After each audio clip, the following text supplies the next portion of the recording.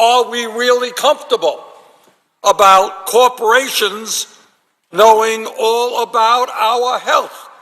If you're dealing with a serious illness, maybe it's something you and your family want to keep within the bosom of your family and not spread to the whole world.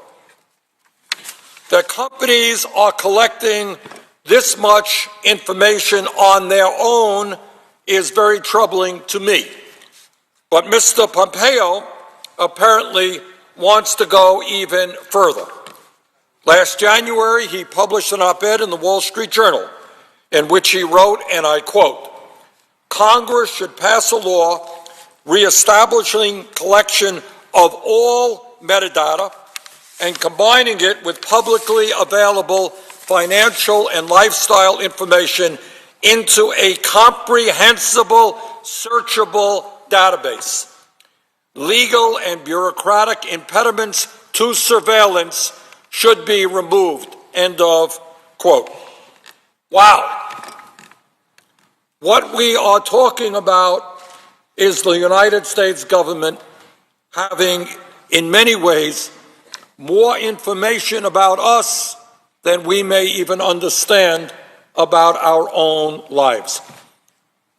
In many ways, Mr. President, it sounds to me that we are moving toward an Orwellian society where between the government and the private sector, there is very little about ourselves that is not known by somebody else.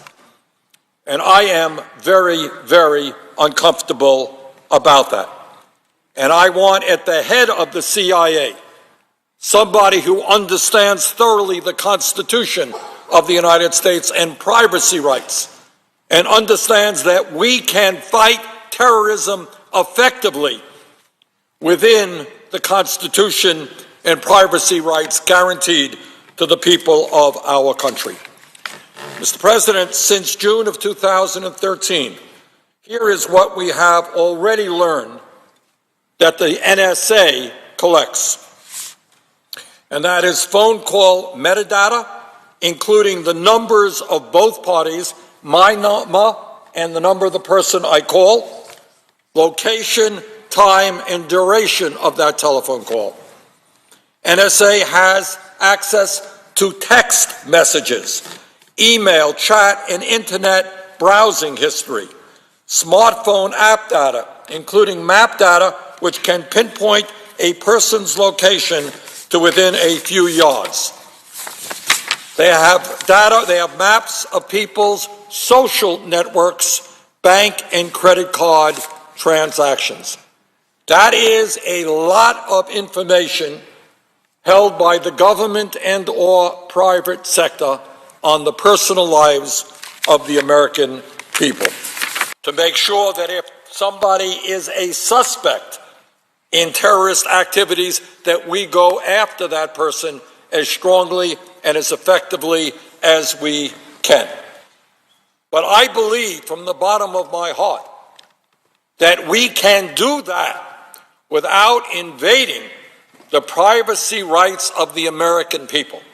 It is just not acceptable for senator after senator to come up here and say, we are defending freedom, we live in a free society, and then vote to allow the government or the private sector to have an unbelievable amount of knowledge about each and every one of our personal lives.